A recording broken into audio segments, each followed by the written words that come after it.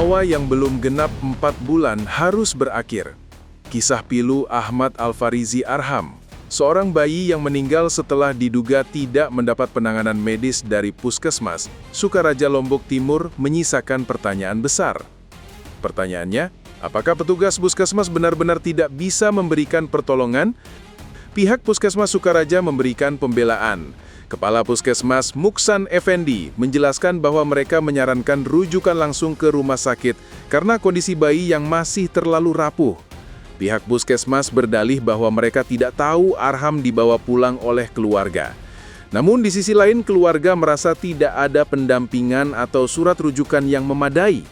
Tragedi ini menjadi pengingat pahit tentang pentingnya komunikasi dan empati dalam pelayanan kesehatan. Lalu siapa yang bertanggung jawab atas nyawa yang hilang ini?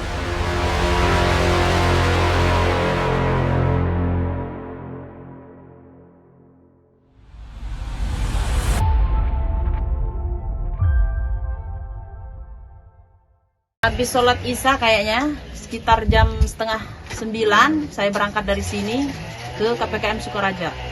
Nyampe di sana jam 9 lebih lah.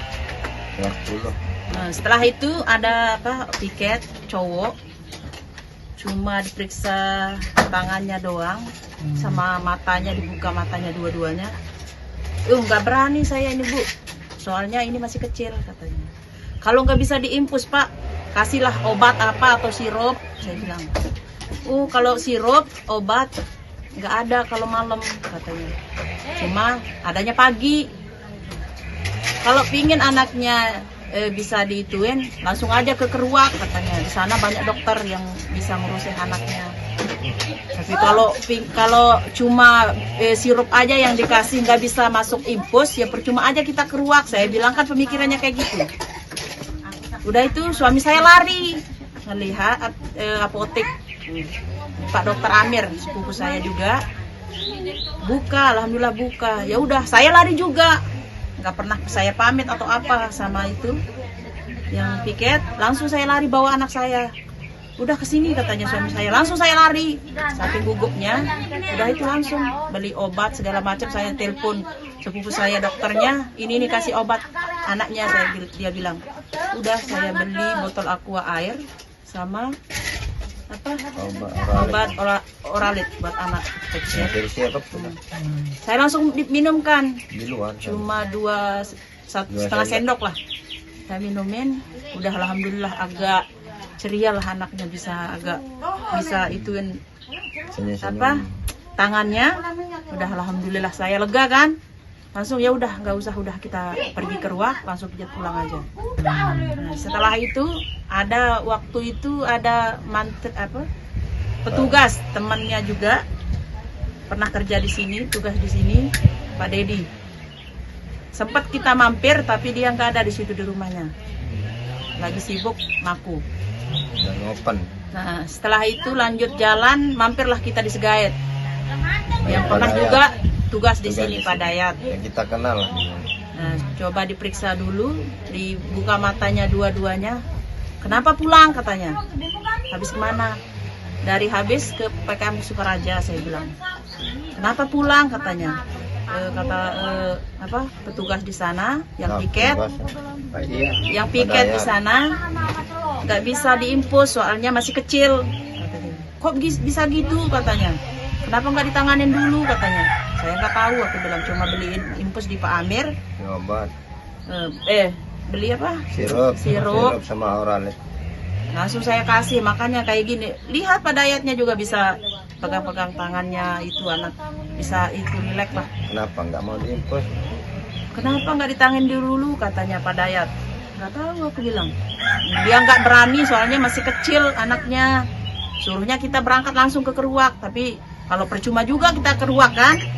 Udah petugasnya juga bilang anak ini nggak bisa diinfus, percuma juga kita Keruak. Kalau cuma butuh obat atau sirup gitu, ya udah beliin aja di situ. Udah aku minumin, alhamdulillah bisa ceria juga, alhamdulillah juga lega. Dibuka, yang penting banyakin minum susu katanya Pak Dayat, diarahkan kayak gitu. Iyalah kalau susu mah kuat dia anaknya. Ya udah alhamdulillah, udah langsung kita pulang. Setelah itu saya minumin sirupnya, pertama kali muntah dia. Setelah minum sirup muntah. Udah itu berak langsung. Saya minumin lagi sirupnya, seperempat sendok. Udah itu alhamdulillah. Makanya aku nggak cuci, nggak mandi ini, karena muntahnya masih di sini. Udah itu terakhirnya muntah jam 1:30 malam. Udah terakhirnya itu muntah.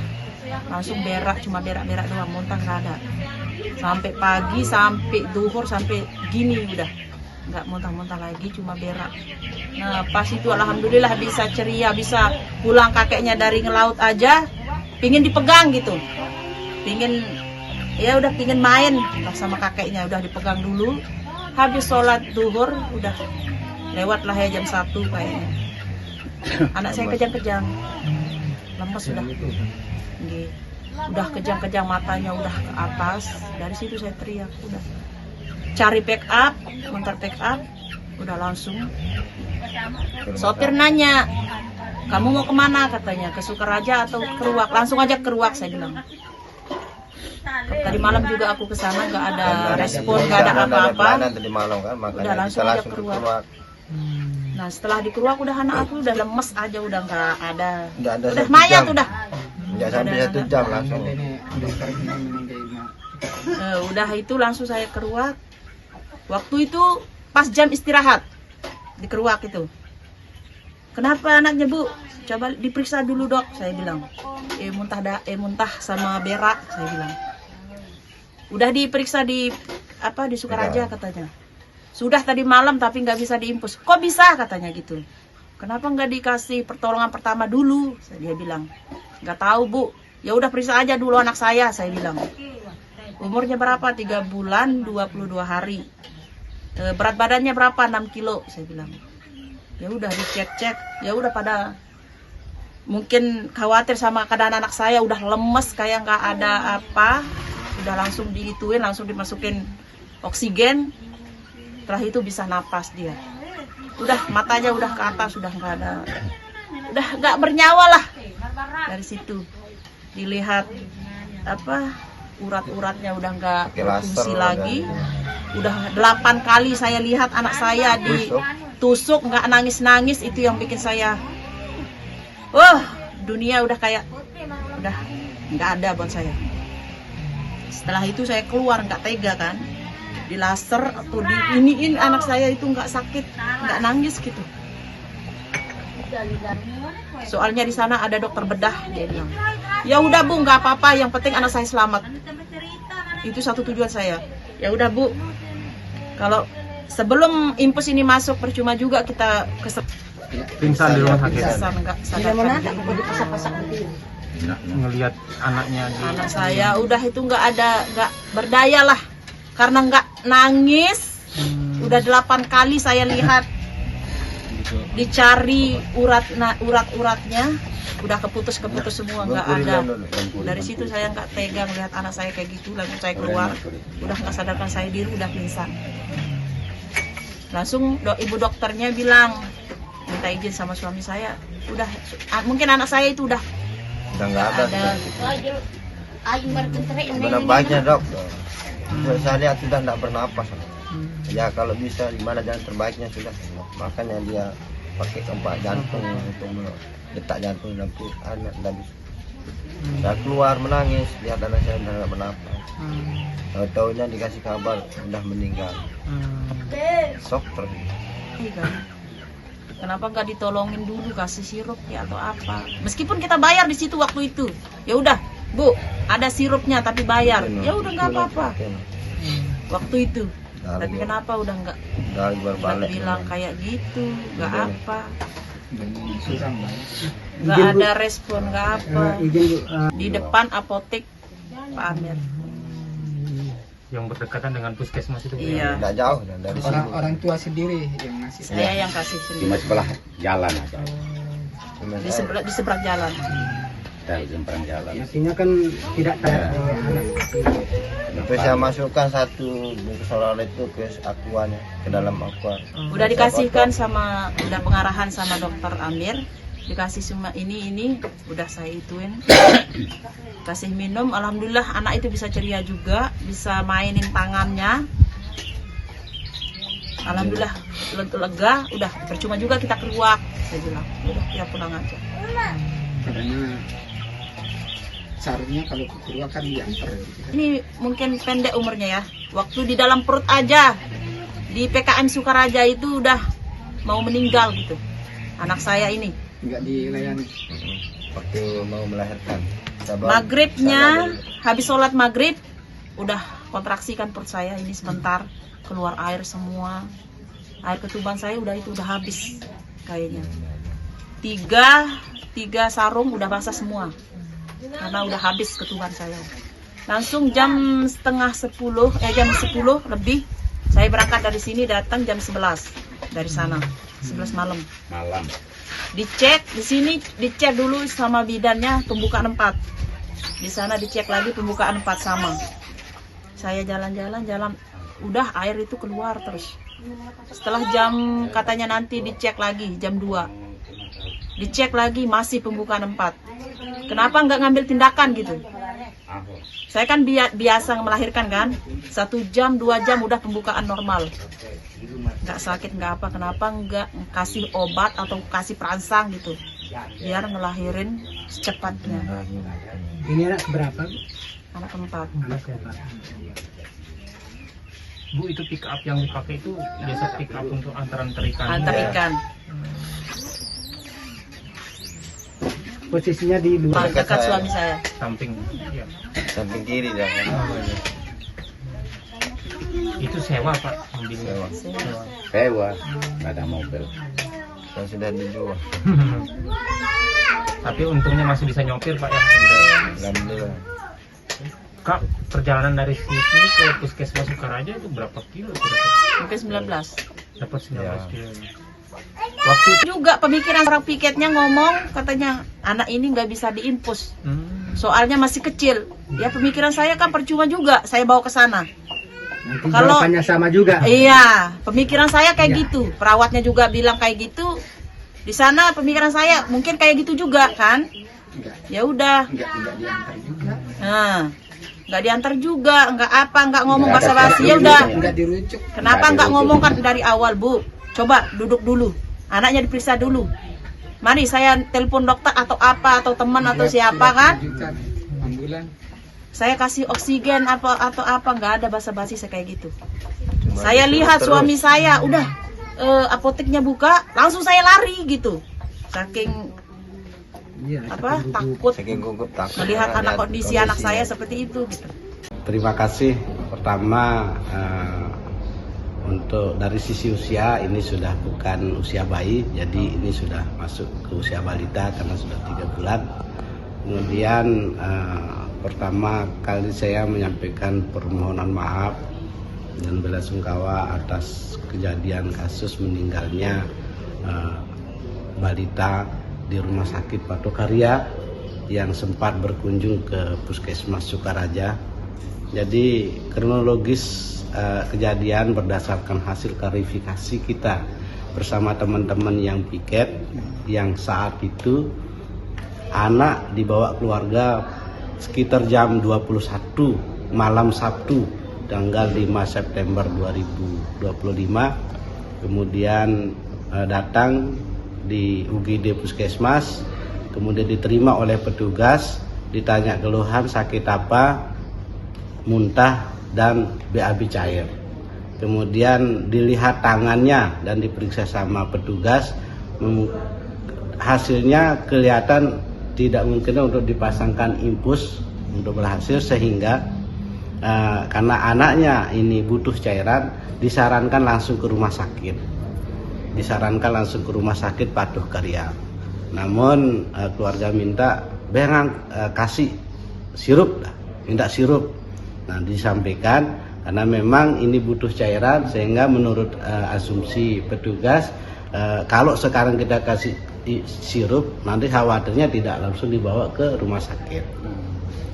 Akhirnya disampaikan tidak ada sirup di UGD. Namun sesungguhnya sirup ini 24 jam bisa diakses. Memang tidak ada di UGD, tapi di apotek 24 jam itu ada. ada. Nah, cuma kenapa dia bilang seperti itu, supaya anak ini langsung dibawa ke rumah sakit, harapan kita. Nah, akhirnya keluarga pamit dengan setelah disarankan begitu, lagi diingatkan, ini lupa aja ke rumah sakit. Nah, akhirnya keluar, kemudian ada keluarga yang punya apotek juga di luar, di situ beli sirup. Kita tidak tahu, petugas tidak tahu, ternyata pasien ini dibawa pulang, tidak dibawa langsung ke rumah sakit. Nah, ini yang menyebabkan kondisi anak sampai di rumah tidak ada perbaikan. Kemudian besoknya menurut informasi di rumah sakit sekitar jam 2 siang anak ini tidak ada perubahan, kemudian dibawa langsung ke rumah sakit Patokarya. Informasi dari rumah sakit, penanganan sebentar, ternyata kondisi memburuk, akhirnya meninggal di rumah sakit Patokarya. Mungkin itu yang bisa yang sampaikan. Sekali lagi saya atas nama Kepala Puskesmas Sukaraja menyampaikan permohonan maaf yang sedalam-dalamnya, ikut berbelasungkawa terhadap meninggalnya anak kita yang sempat dibawa ke puskesmas, namun meninggalnya di rumah sakit Patokarya. Ini belum dilaksanakan, tindakan belum dilaksanakan, dia hanya meriksa tangannya dan kakinya yang berpotensi untuk kita pasang infus.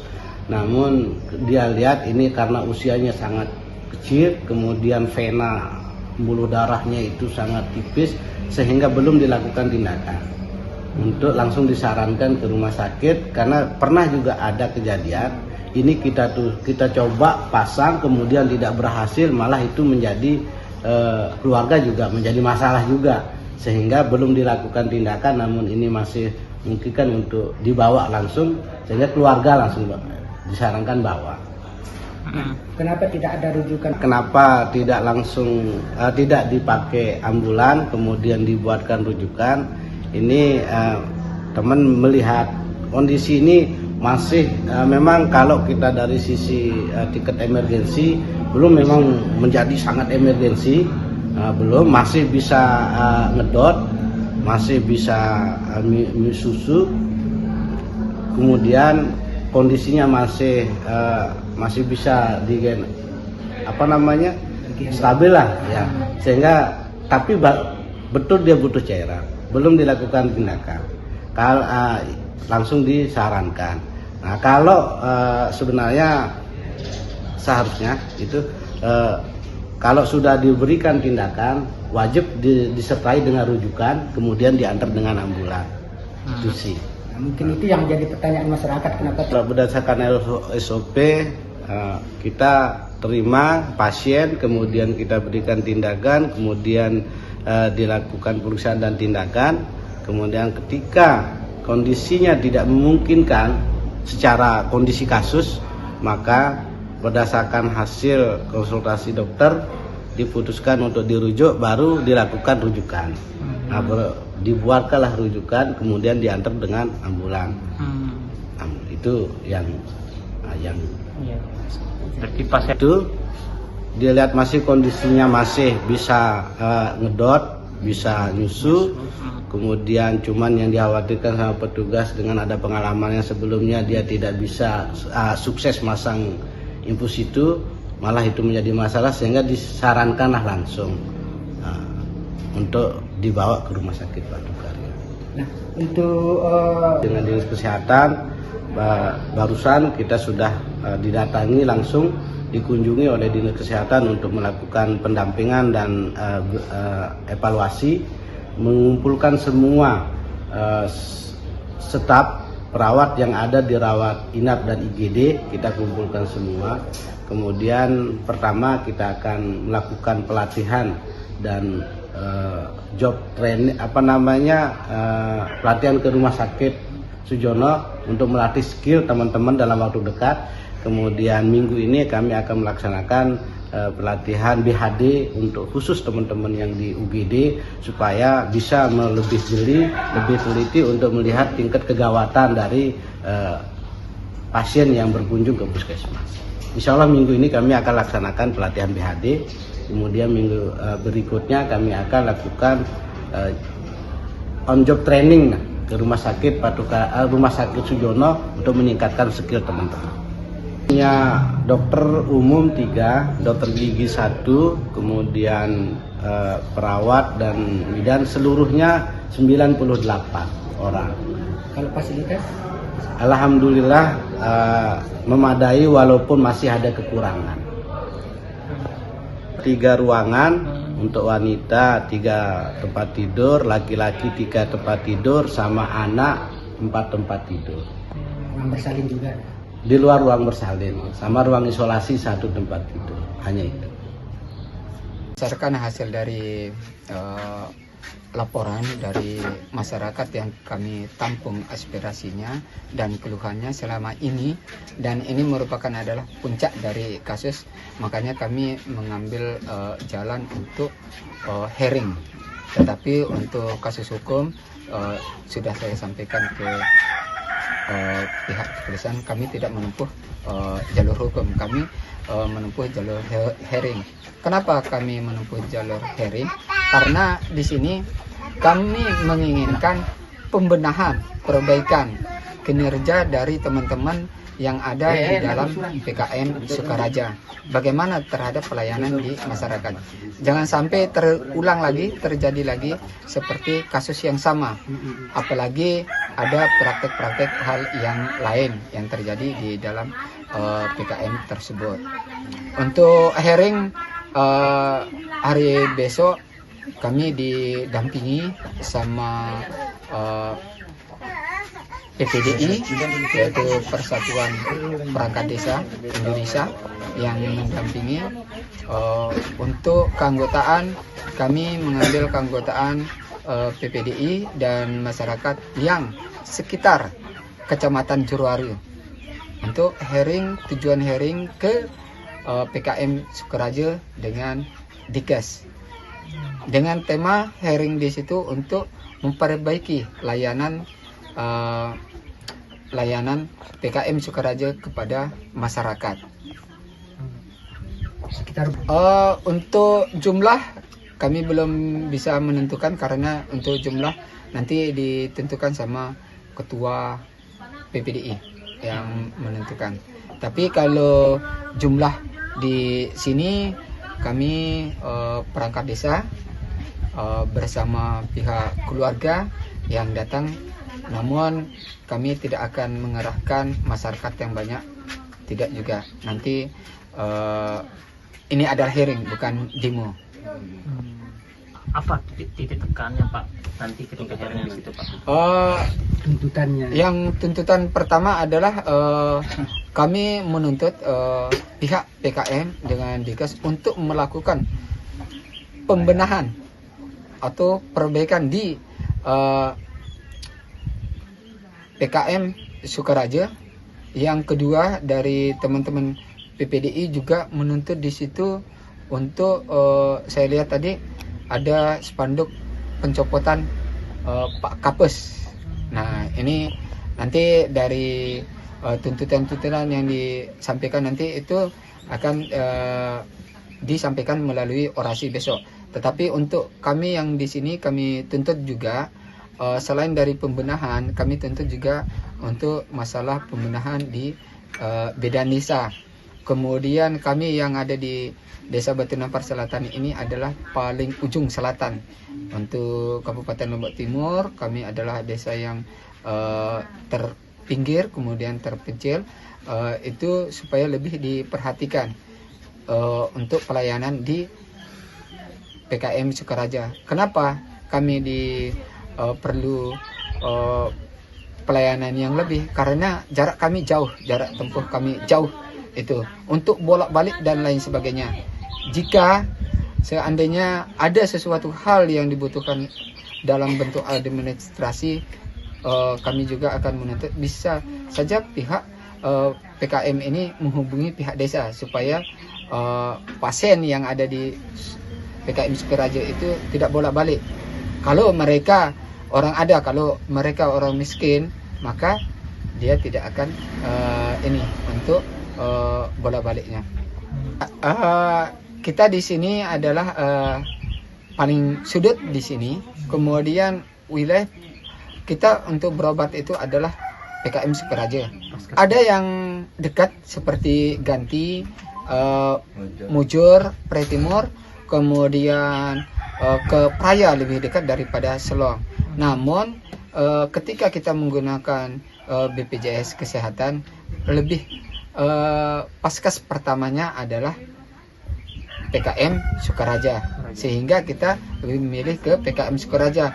Dan untuk memudahkan juga masalah pengurusan surat-surat administrasi dan lain sebagainya untuk masyarakat. Ini Sesuai dengan yang saya sampaikan ke Pak Kapus Sukaraja dengan Pak Kabid Kesehatan Kabupaten Lombok Timur yang tadi di pertemuan tersebut, bahwa kejadian ini merupakan kejadian puncak. Artinya kejadian puncak, banyak sekali kejadian. Tetapi inilah yang kejadian mengakibatkan kematian. Sehingga kami bersuara. Kenapa kami harus bersuara? Karena kalau kami tidak bersuara, maka tetap akan ada kejadian. Sebagaimana yang telah saya jabarkan tadi, bahwa kejadian itu banyak sekali. Macam sekali kejadian yang dikeluhkan pelayanan di PKM Sukaraja. Termasuklah pelayanan air. Memang mungkin di sana tidak ada air. Kemudian kontrolnya juga waktu rawat inap di sana, masalah kontrol dari nakesnya yang masih kurang dan lain sebagainya untuk gerak cepatnya dalam menangani kasus di UGD. Nah, seperti yang terjadi yang sekarang sehingga mengakibatkan kematian.